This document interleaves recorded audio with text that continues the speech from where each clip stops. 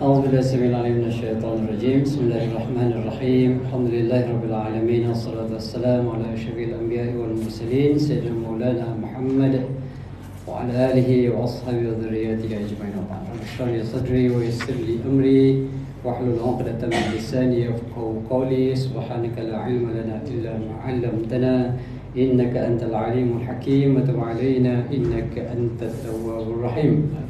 Assalamualaikum warahmatullahi wabarakatuh. Dimuliakan ahli-ahli Jawatan Kasar Surau, Al-Hidayah, tuan-tuan, puan-puan dan anak-anak kasih sekalian, alhamdulillah, bersyukurlah, kita bersyukur kepada Allah SWT yang masih lagi memberi kita peluang untuk bersama, untuk kita sambung pengajian kita, memberi kitab Tauhid di hujung-hujung bab Tauhid ini. Okay. Dan kita ceritakan tentang tajuk dia ialah tentang hakikat kehidupan. Tuan-tuan dan Allah SWT, kita faham dan kita tahu bahawa pada hakikatnya kehidupan kita ni adalah bersifat sementara. Okey, maknanya tidak akan kekal lama. Dan setiap orang ada tempoh masa kehidupan dia yang tersendiri, tak sama. Okey, tak sama. Umur manusia ni tak sama. Dan umur manusia ni tidak tertakluk kepada berapa banyak harta dia, berapa tinggi kedudukan dia, pangkat darjah dia. Okey, dia terletak di tangan Allah Subhanahu Wa Taala semata-mata. Orang miskin meninggal dunia, mati. Orang kaya pun juga mati. Orang kecil mati, orang besar pun mati. Okey, jadi penghujung hidup kita ni adalah kematian. Walaupun begitu, masih ramai manusia yang walaupun dia tahu hidup ni sementara, dia tahu hidup ini adalah tidak lain tak ada, bukanlah jambatan untuk sampai ke akhirat, tetapi ramai masih lagi tertipu dengan dunia. Okey, ditambah pula dengan usaha yang dilakukan oleh syaitan yang sentiasa cuba untuk menyesatkan kita, maka ramailah manusia-manusia yang tersesat. Tuan-tuan Allah SWT, syaitan ini memang telah berjanji di hadapan Allah SWT untuk sesatkan kita. Ikrar dia di hadapan Allah SWT apabila syaitan, iblis lah, bapa segala syaitan itu, yang dicampakkan Allah Ta'ala atau dihalau daripada syurga kerana enggan tunduk kepada Nabi Adam AS, tak nak sujud bila diperintahkan untuk sujud, maka Allah Ta'ala perintahkan keluar, halau dia daripada syurga. Bila keluar daripada syurga, dihalau daripada syurga, maka dia berjanji. Ini punya syaitan punya samsing. Ini depan Allah ni, dia depan Allah, di hadapan Allah, berani dia punya syaitan, punya hebat iblis ni. Dia kata apa dia? La u'yannahum ajma'in, antara ayat disebut bila diperintahkan keluar daripada syurga, maka dia berjanji dan berikrar, wahai Allah, aku akan sesatkan seluruh umat manusia ni, anak Adam ni, illa ibadaka minhumul mukhlasin, kecuali orang yang tak mampu aku sesatkan mereka ialah orang yang diberikan keikhlasan kepada mereka. Ini di antara rahsia yang didedahkan oleh iblis. Boleh beritahu jenis manusia yang macam mana, jenis orang yang macam mana yang tidak boleh dikacau, tak boleh digoda, tak boleh disesatkan oleh oleh iblis ni, antaranya ialah orang yang diberikan keikhlasan oleh Allah Subhanahu wa taala. Kenapa orang yang ikhlas ni payah syaitan nak kacau? Sebab ikatan dia, setiap perbuatan dia sentiasa bergantung dengan Allah. Nak buat apa-apa ingat Allah. Nak menderma kaitkan dengan Allah. Nak pergi solat dia ingat Allah. Buat semua benda, daripada sekecil-kecil benda sehinggalah sebesar-besar benda, semuanya kerana Allah. Jadi syaitan payah nak masuk. Payah nak masuk. Tetapi kalau kita tidak buat kerana Allah, maka syaitan akan masuk mudahlah. Okey? Jadi sebab itulah dalam kalau kita tengok kejayaan iblis syaitan ni sangat besar, tuan-tuan. Dan terbukti sampai hari ini, sejak zaman Nabi Adam, ada satu pokok yang disebutkan pokok, orang panggil pokok khuldi lah, yang dilarang. Yang lain makanlah, tak ada apa benda makan, cuma satu pokok ni yang tak boleh makan. Tiba-tiba makan juga. Nabi Adam dan juga Hawa makan. Akhirnya menjadi asbab lah. Menjadi asbab. Siapa tu yang menggoda tu? Dia dah dalam syurga ni, punya taktik yang digunakan oleh iblis yang sangat licik. Dia kata sebenarnya Allah Ta'ala tak nak bagi kamu makan, sebab kalau kamu makan, kamu akan kekal dalam syurga. Jadi kalau kamu nak kekal dalam syurga, kamu makan lah. Punya liciknya iblis ni, punya penipuan dia. Akhirnya Allah Ta'ala perintahkan supaya Nabi Adam dan juga Hawa keluar daripada syurga. Iblis punya licik, tuan-tuan. Dan hari ini kita tengok dengan usaha yang luar biasa dilakukan oleh iblis, syaitan ini dia bergabung dengan nafsu, berjaya syaitan iblis ni menyesatkan manusia. Itu hasil dia lah, hasil kerja dia. Luar biasa. Okey? Kalau kita tengok selalu fakta ni saya sebutkan, tuan-tuan. Mana penduduk manusia hari ini ada 8 bilion. Yang Islam 2 bilion. 6 bilion berjaya disesatkan oleh syaitan. Tuan-tuan, dahsyat kejayaan syaitan ni. Boleh ditiru lah sebenarnya. Boleh ditiru. Kaedah macam mana syaitan itu menyesatkan manusia. Boleh tak belajar dengan syaitan, dengan iblis? Boleh kan? Boleh tak kita belajar dengan musuh-musuh Islam? Boleh, tuan-tuan. Yang baik, kalau yang baiklah. Yang tak baik janganlah. Yang menyesatkan manusia itu janganlah. Tapi yang kita jelas, syaitan iblis ini dia memang konsisten, tidak pernah ada cuti. Cuma cuti masa bila, tuan-tuan? Dia cuti masa bulan puasa. Dicutikan. Dicutikan sebab macam mana? Dicutikan dengan cara Allah Ta'ala mengikat mereka, menggari mereka, dan mereka tidak boleh bekerja untuk menyesatkan umat manusia. Dia terpaksa cuti lah masa tu. Kalau tidak, dia tidak pernah bercuti. Syaitan iblis tidak pernah bercuti untuk menyesatkan umat manusia, tuan-tuan. Jadi cabaran kita berhadapan dengan syaitan iblis ni sangat dahsyat. Okey, sangat dahsyat. Sebab itulah ramai yang tertipu. Ramai yang tertipu. Baik. Seorang penyair, ini berkaitan dengan dunia lah, dengan dunia, menyebutkan bahawa apa yang berlalu telah luput. Yang dah lalu tu dah berlalu lah, tak boleh nak buat apa-apa dah. Okey, apa saja yang berlaku telah pun berlaku. Kalau kita buat baik, yang lepas terlepas, tapi dia masih tercatat lah. Okey, sama juga yang buruk pun dia lepas. Okey, dia telah pun berlalu, dah lupus. Okey, apa yang dicita-citakan tidak akan dapat dilihat.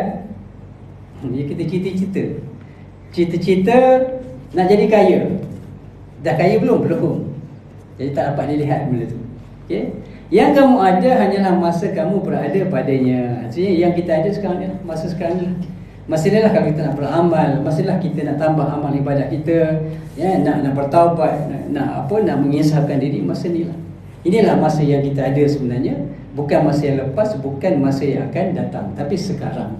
Sebab kita tidak tahu bilakah Allah SWT akan menamatkan riwayat hidup kita. Sebab tu bukan masa depan. Kalau orang kata tak apalah, kita enjoy dulu masa dunia ni, masa kita muda ni, enjoy lah nak buat apa benda. Nanti dah tua-tua, nanti kita bertaubat, insafkan diri. Sebab Allah Ta'ala itu maha penerima taubat. Jangan, tuan-tuan, tak boleh. Sebab kita tidak ada pengetahuan walaupun sedikit apa yang akan berlaku bila nak mati. Orang mati sekarang ni, tengah ramai orang mati sekarang, di saat-saat ini pun ramai orang mati. Macam-macam berlaku dekat luar sana. Okey. Seminit akan datang, 1 second akan datang. Setiap, boleh katakan tuan-tuan, setiap saat ada orang meninggal dunia. Kalau dibandingkan seluruh dunia lah, setiap saat ada manusia yang diambil nyawanya oleh Allah SWT. Kita ni tengah queue tuan-tuan. Ya, kita ni tengah queue. Nama dah ada dah. Nama dah ada. Dah naik dah nama. Okey. Masa pun dah ada, dah tentukan pukul berapa, hari berapa, dekat mana, dah ditentukan oleh Allah SWT sejak kita lahir lagi. Sebelum kita lahir dah tahu dah, Allah Ta'ala dah mengetahui dah bila kita akan mati. Cuma kita tak tahu bilakah kita akan dimatikan oleh Allah SWT. Okey. Jadi inilah masa yang ada pada kita hari ini. Kita gunakan sebaik mungkin untuk diisi dengan amal-amal soleh, kerana amal soleh ini sajalah yang bernilai di sisi Allah SWT. Ustaz, Ya. ada satu soalan. Soalan silakan. Jadi macam mana nak kaitkan ni yang tak selesai lah. Dalam satu orang itu malaikat maut melawat itu dibutuhkan tidak selesai. Okey. Kaitkan dengan Ustaz punya uraian. Okey. Wallahu a'lam bissawab. Okey. Jadi kalau apa yang disebutkan tadi, mana malaikat maut tu dia sebenarnya wallahu a'lam, kita sebenarnya tahu. Kita sebenarnya tidak tahu bila akan mati kan.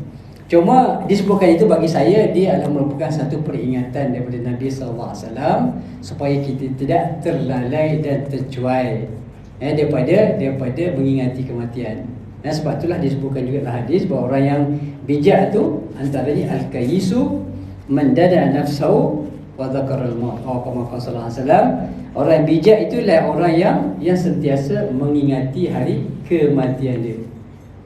Dia mengingat mati. Ingat mati adalah satu yang bijak sebenarnya. Tetapi janganlah sampai kita ingat mati sampai tak buat kerja.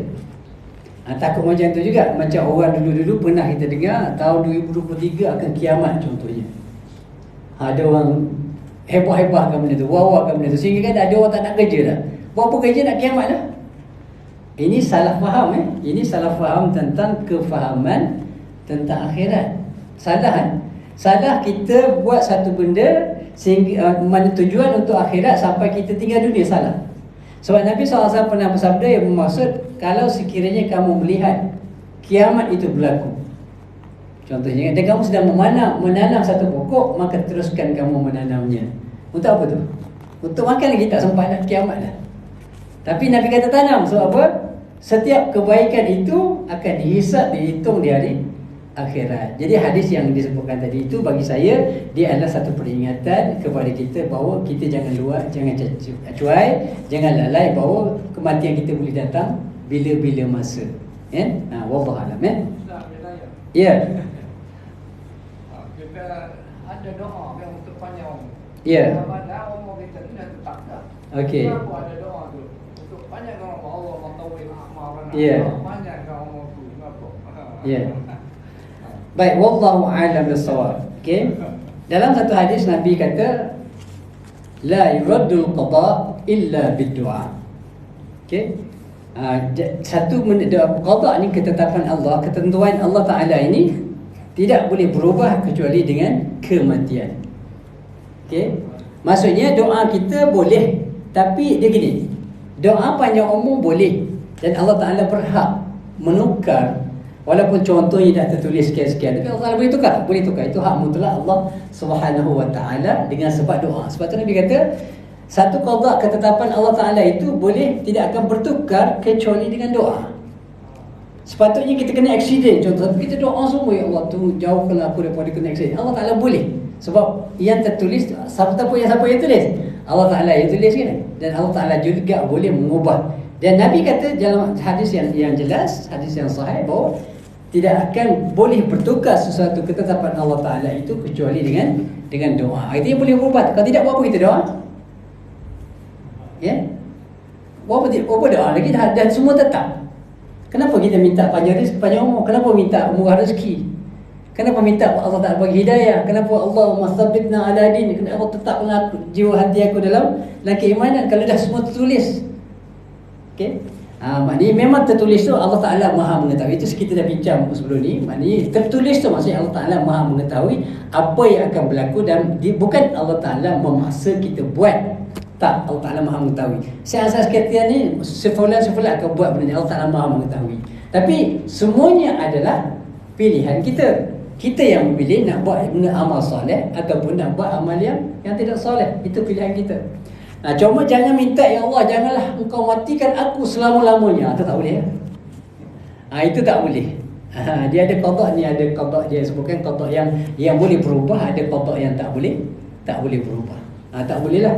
Ya Allah jangan mati selama-lamanya. Tak boleh lah. Sebab itu melanggar fitrahnya. Fitrah manusia mesti akan mati. Sebab Allah Ta'ala sebut dalam Quran, kullu nafsin dha'iqatul maut, semua manusia tak akan mati.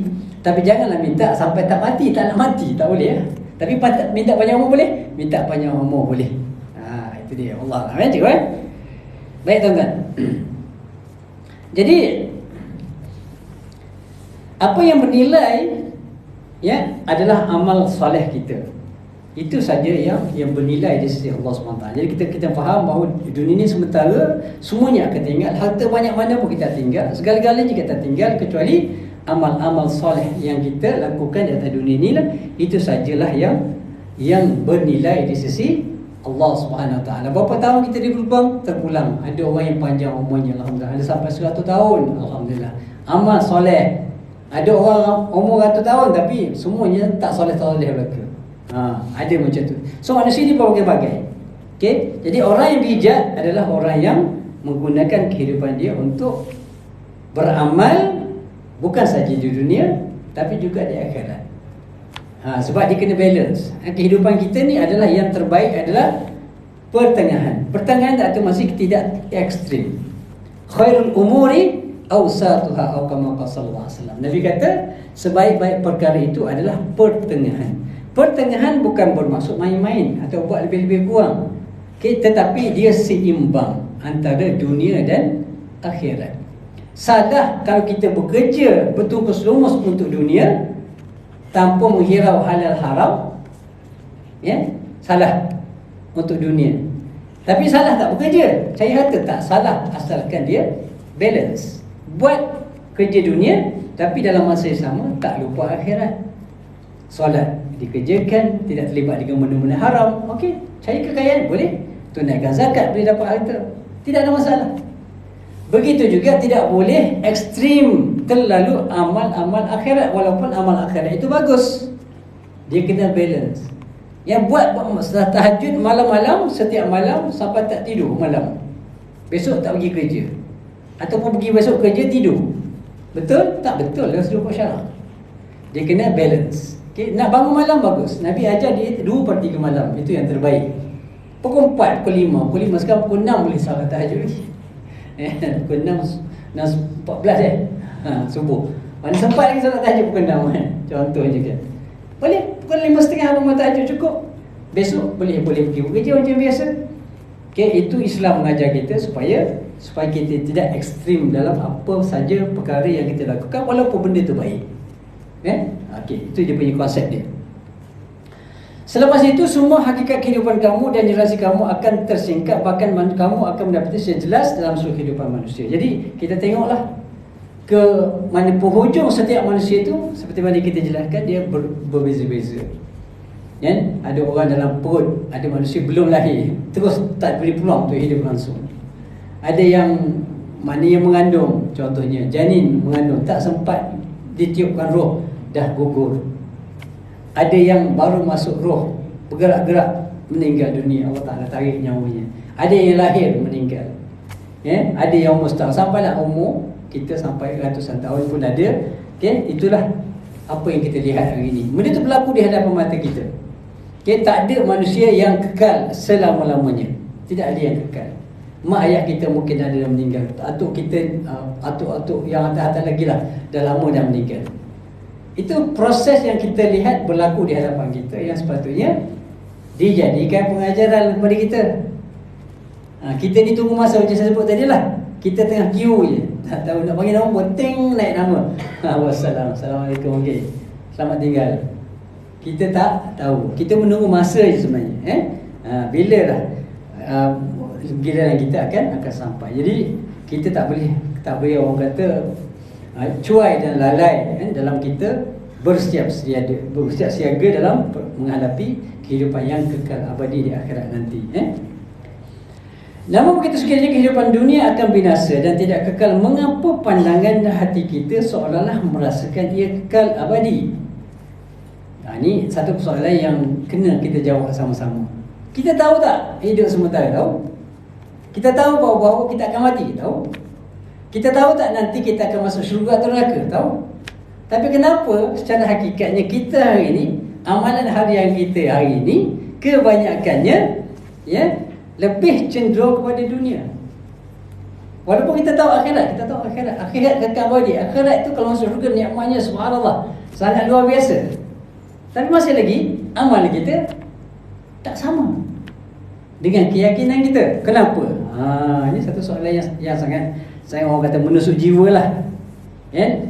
Baik, jawapannya.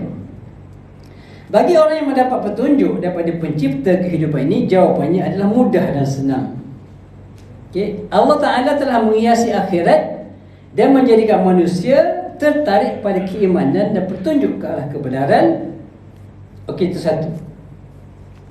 Yang membezakan manusia ini ialah tahap keimanan mereka kepada Allah Subhanahu wa Ta'ala. Tanya kita lah, tanya diri kita sendirilah. Kalau kita ni iman kuat, kecenderungan kita automatically dia akan pergi ke arah akhirat jauh lebih banyak daripada dunia. Jadi kalau amal kita kurang tu tanda maknanya kita ada masalah iman. Sebab asasnya walaupun orang kata lah sikit-sikit iman. Memang itulah pun. Memang itu asas dia. Asas kita ni duduk-duduk ni. Kita duduk dalam surau ni, kisah apa ni?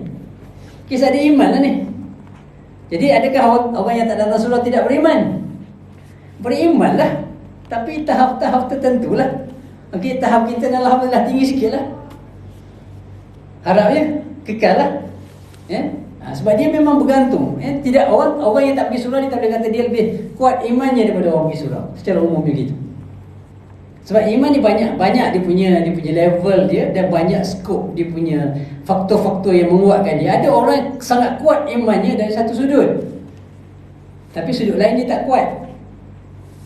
Sebab ada orang yang sangat baik, contohnya sangat pemurah, tak kelekuk langsung duit, Masya Allah, macam air mengalir, bagi siapa nak bagi, tapi tak solat.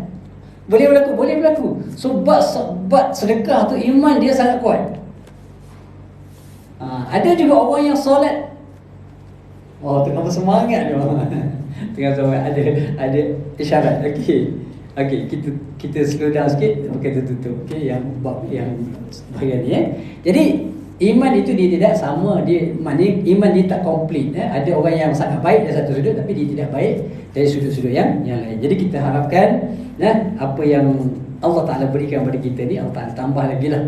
Kita mungkin baik dari satu sudut, kita nak kalau boleh baik. Iman kita tu melengkapi dalam semua sudut, insyaAllah. Ya tuan-tuan, itulah sedikit daripada fasa yang pertama daripada kitab Tauhid kita ni. Dan kita masuk pada fasa yang kedua. Sementara kita dah dekat Isyak dah ni, dah dekat dah, ada beberapa minit lagi. Baik tuan-tuan, bab nikah. Awak dah kahwin pun semangat juga nak cerita bab nikah, tuan-tuan. Tak apa, insyaAllah. Bagus, semangat tu bagus, tuan-tuan. Sekurang-kurangnya dapat semangat. Okey, hari ni kita nak cerita tentang rukun-rukun nikah. Rukun-rukun nikah ini dah lalu dah semua ni. Kecuali kalau nak nikah sekali lagi tu dia lebih mahir lah, sebab ilmu bertambah. Baik, rukun nikah yang pertama adalah as-sirah. Apa sirah, tuan-tuan? Ijab dan qabul. Itu dia punya rukun nikah yang pertama. Ijab ni apa dia? Dan rukun nikah, sirah ni dia ada bukan saja dalam pernikahan. Dalam bab jual beli pun ada sirah juga. Ada ijab, ada qabul. Ijab tu maknanya kita offer, kita menawarkan sesuatu. Kalau dalam umum lah, kalau dalam bab nikah artinya ma sadara awalan an ahadil aqidaini dalan ala raghbati fi insya'il aqdi wa ijadih. Maknanya biasanya ijab ni dia bermula. Contohnya ayah kata aku nikahkan dikau dengan anak aku Fulanah binti Fulan dengan mas kahwin RM25.5 tunai. Panjang, orang Melayu ni panjang tuan-tuan akad dia. Tapi yang sebenarnya kalau ikut dalam hukum syarak, dalam hukum fiqh yang disebutkan dalam kitab-kitab berbahasa Arab, mudah je tuan-tuan dia punya akad ijabnya. Apa dia? Zawwajtuka, aku nikahkan kau. Cukup. Ataupun ankahtuka ibnati, aku nikahkan engkau anak dengan anak aku. Pun dah cukup sebenarnya. Tapi dia kena tahulah siapa, dia kena tetaplah siapa-siapa. Dia dah tahu dah, okey anak dia sekian-sekian, dah setuju semua dia tahu. Cukup sebenarnya. Tapi kita rasa tak yakin lah, kan? Jadi tidak ada masalah. Apa yang kita buat ni cantik lah. Takut nanti ternikah anak lain pula kan. Terconfuse pula kan. Jadi boleh sebenarnya, dia mudah. Baik. Jadi itu ada merupakan dipanggil ijab. Ijab ni adalah bapa lah ataupun wali lah yang memulakan perkataan itu atau menawarkan anak untuk dikahwini oleh si fulan bin si fulan. Itu namanya ijab. Okey. Baik. Kemudian yang keduanya adalah disebutkan sebagai al-qabul. Qabul ni acceptance. Mana offer dia ada acceptance, ada penerimaan. Penerimaan maksudnya bila dah ayah dia kata aku nikahkan kau dengan anakku si Fulana binti Fulan dengan mas kahwin sekian-sekian, maka yang menjawab itu muda-muda ni kena hafal anak-anak yang belum kahwin ni hafal tak apa, nanti habis kursus special untuk anak-anak. Okey. Baik, yang menerima dia akan kata apa? Okey, aku terima nikahnya. Okey, dengan mas kahwin sekian-sekian. Ataupun aku terima, cukup dah sebenarnya. Kalau ayah dia kata aku nikahkan kau dengan anak kau sekian-sekian, dengan mas kahwin sekian-sekian, okey, saya terima. Cukup dah sebenarnya. Tapi sah tak? Sah, tapi apa nama ni, saksi kata sah. Saksi tak hati, tak puas hati, tak sah dia. So kena ulang, kena ikut sebiji-sebiji tu. Payah tuan-tuan kalau mula-mula kahwin lah. Kalau dah kedua ketiga tu dah tak payah sangat dah. Pengalaman penting tuan-tuan. Kalau tuan-tuan kahwin semula payah ni. Sebab dah lama tinggal kan. Okey, tak apa, hafal boleh hafal tengok kat YouTube tu, hafal lah sampai lancar betul. Okey. Baik. Kemudian qabulnya ialah ma sadara thaniyan. Okey, apa yang lahir kedua bagi menjawab yang pertama tadi. Yang ayah wali tu kata aku nikahkan kau, aku terima. Okey. Baik. Wa yasihu taqaddumu lafz az-zawj ala lafz al-wali. Ini satu perkara menarik tuan-tuan. Dia kata kat sini boleh dan sah kalau sekiranya yang melafazkan pertama itu adalah yang berkahwin tu, yang nak kahwin tu. Pengantin pula excited sangat nak kahwin, duduk je, saya terima nikahnya terus. Boleh tuan-tuan? Boleh. Boleh, tak ada masalah. Tapi nampak sangatlah gelojolnya kan. Jangan buatlah kan. Tapi boleh. Jadi hukum-hukum fiqahnya boleh, duduk je. Okey, pakcik. Ataupun ayah lah, dia panggil ayah. Okey, saya terima nikah dia, hafal dah siap-siap. Skrip dah keluar awal lah. Bukan macam biasa kan. Dia soalan bocor dah ada, nama semua dah ada, mas kahwin dah tahu. So dia hafal jawapan dia. Dah 2 minggu dah hafal. Dia sampai duduk dia takut lupa. Okey, saya terima nikahnya dengan mas kahwin sekian-sekian. Tunai. Tunai. Lepas tu barulah ayah dia, okey aku nikahkan kau dengan anakku. Boleh tuan-tuan? Boleh. Sebab dia tidak mengubah. Dia tidak mengubah apa-apa. Yang penting kat situ ada tak persetujuan di antara kedua-dua pihak untuk berkahwin, biar ada persetujuan. Yang mana dulu, yang mana kemudian, tak ada masalah. Tapi nampak pelik lah. Tak pernah lagi tak tuan-tuan? Tak pernah. Ada pernah jumpa? Tak ada kan? Boleh nak try Boleh try InsyaAllah. Baik. Apa hikmah dia? Apa hikmah adanya sirah ini? Hikmahnya ialah bila seorang itu nak berkahwin, dia perlu ada keredaan antara satu pihak dengan satu pihak yang lain. Okey, dia ada ar-ridha bainal muta'aqidaini, artinya ada keredaan di antara dua pihak yang berakad, antara wali dengan suami, yang lelaki yang nak kahwin. Dia kena ada redha. So kalau tidak ada akad, tidak ada ijab dan qabul, maka macam mana kita nak tahu dia nak betul ke kahwin? Sebab tu dalam hukum fiqh tuan-tuan, contoh. kata saya lah nak kahwin dengan anak saya kata okey aku nikahkan kamu dengan anak aku sekian-sekian nama dengan mas kahwin RM1,000 contohnya.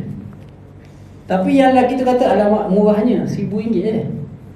Kan? Dia pun okey, saya terima nikahnya. Okey, dengan mas kahwin RM10,000. Sah tuan-tuan? Tak sah.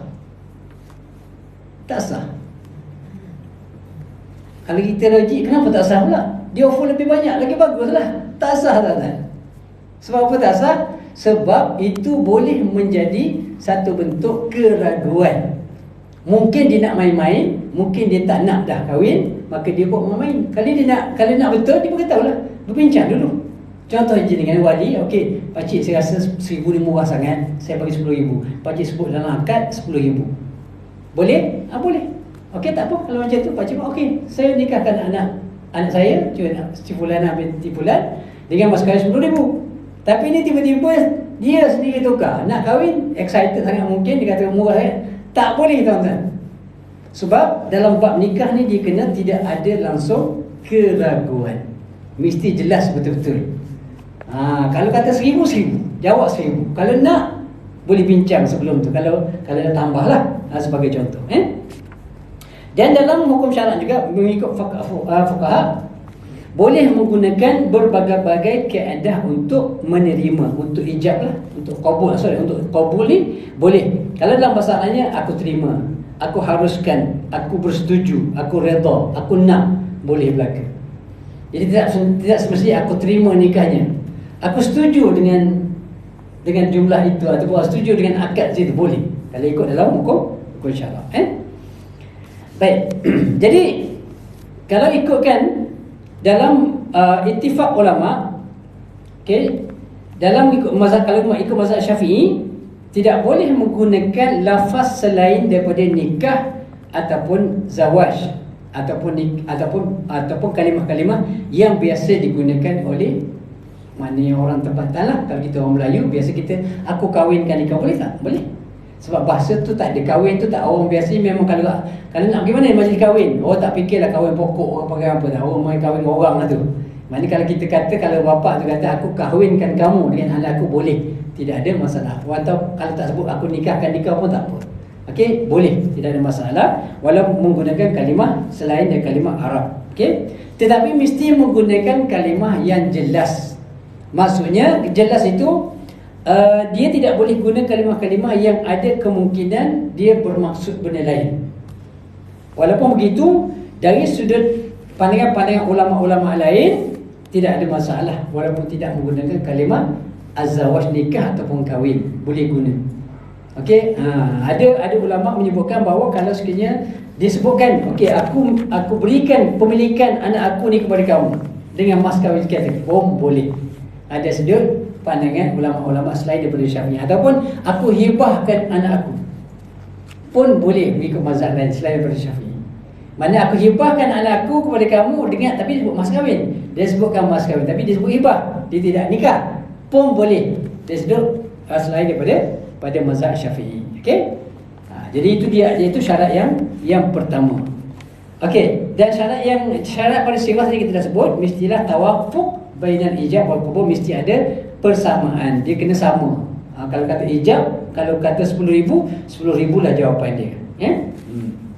Baik, kemudian selain daripada itu ada beberapa syarat lain yang berkaitan dengan sirah ini.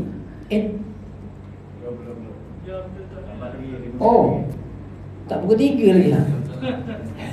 Saya dah tengok jam tu, kenapa duduk kat situ je kan? Tak gerak-gerak. 20 jam sudah meninggal dunia. Waktu baru start. Baru. Okey. Baik. Kemudian kita teruskan.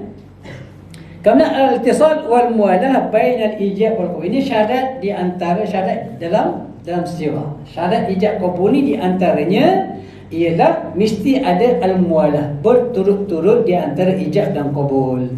Maksudnya apa dia? Maksudnya contoh, okey, saya kata okey, aku nikahkan kau dengan anak aku dengan mas kahwin RM10,000 contohnya tunai. Rupa-rupanya sebelum ni bersetuju RM5,000 je, contoh. Tetapi oleh kerana mana dia masalah ekonomi sekarang ni, inflasinya apa semua, saya fikir itu dulu setuju kita setahun kita setuju. Tahun lepas 5,000 tu sebelum ada masalah ekonomi sekarang ni telur pun tak ada, apa tu, ayam pun tak, contohnya lah. Harga semua naik contohnya kan. Saya pun kata takkan itu betul lah. Tapi saya tak beritahu pun. Tak bagi tahu pun kepada pengantin dan juga keluarga dia. Tiba-tiba saya aku nikahkan kau dengan mas kahwin sebanyak RM10,000. Jadi pengantin tu bingung kan. Kata baru setahun lepas kata RM5,000 sekarang. Macam mana RM10,000 nya? Dia pun diam. Dia tak jawab. Dia tak jawab. Okey. Dia tak jawab, kemudian dia pun pergi bincang dengan ayah dia, keluarga dia semua sekali. Macam mana ni? Kan tahun lepas kata RM5,000 sekarang RM10,000. Ni macam mana kita nak buat, nak terus bincang 2 jam bincang kan. Yalah 100% naik kan. Daripada RM5,000 ke RM100,000. Susah juga tak percaya kan. Contohnya. Akhirnya tapi dia tak lagi kan, tapi tempat lain. Masih lagi dalam majlis, kat dalam rumah tu bincang. Lepas 2 jam selesai, macam mana? Tak apalah, kita kompos sikit-sikit setuju kan. Sebab kena bayar terus. Walaupun sebenarnya mahar itu tak perlu bayar terus tu. Boleh Mahar bukan rukun. Mahar bukan rukun. Maksudnya kalau orang tu nikah tak bayar mahar pun sah nikah dia. Okey, mahar bukan rukun tapi wajib. Okey, beza wajib dengan rukun ni. Rukun kalau tak buat tak sah nikah tu. Tapi yang wajib tak buat berdosa lah. Mana kalau tak bayar mahar itu, maka suami berhutang dengan isteri dia dan berdosa lah. Kalau mati tak sempat bayar mahar, maka akhirat isteri boleh menuntutlah dengan suami dia di akhirat. Jangan main-main tak Tak boleh tambah sikit lah. Ya, tambah. Okey. Di Negeri Sembilan ni nikah tu RM200 aja mas kahwin tu. Ya. Dia sebut mas RM200 tunai. Di Negeri Sembilan lah. Okey, kalau Pahang lagi murah. Yang RM10,000. RM22.5. Hantaran. Dipanggil hantaran ni, perjanjian tu dia tidak sebut dalam nikah. Dia sebut dalam borang. Okey. Borang tu sebut hantaran RM10,000, tetapi akad nikah ni dia memang boleh tetap je. RM200 setunai. Dia tak sebut di. Ya. Tapi kalau di Kelantan mungkin dia sebut. Dia sebut RM10,000. Ya. Dan di negeri masing-masing. Okey. Dia sebenarnya ini dia antara isu yang sepatutnya kalau kita boleh ubah bagus kan. Boleh ubah sebab apa? Sebab hak sebenar untuk wanita adalah mahar. Hantaran bukan hak milik wanita. Okey, hantaran bukan hak milik mutlak wanita. Artinya kalau mak ayah dia nak pakai duit tu boleh. Tetapi mahar hak mutlak orang perempuan. Tetapi kesianlah kalau dekat Pahang tu RM22.5. Itu je lah hak layak dia. Yang lain tak boleh tuntut apa-apa, tak boleh tuntut. Kalau mak ayah dia kata nak bagi lebih. Contoh duit dia bagi RM10,000 untuk belanja, kenduri, kahwin dan semua sekali. Jadi bukan untuk perempuan tak. Jadi sebab itulah kalau kita nak bagi duit kepada perempuan, jadi kita boleh berbincang lah dengan tok wali tu ataupun dengan wali atau wali hakim, bincang supaya sebutkan maknanya mas kahwin tu bukan RM22.5 tetapi RM10,000.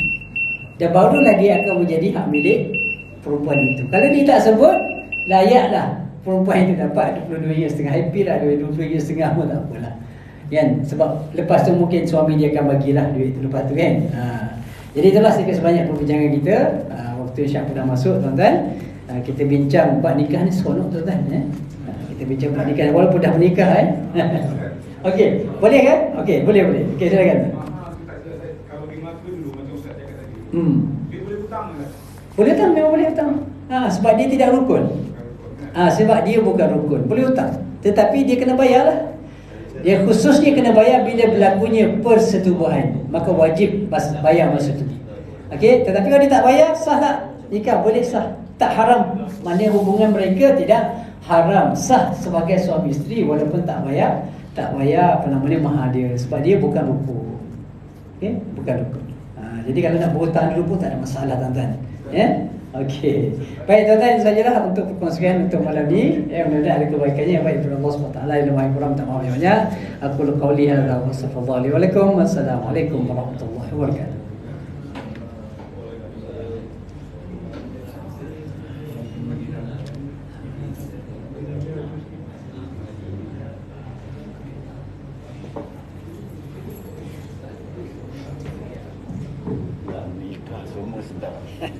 Semua tak tentu. Betul dia.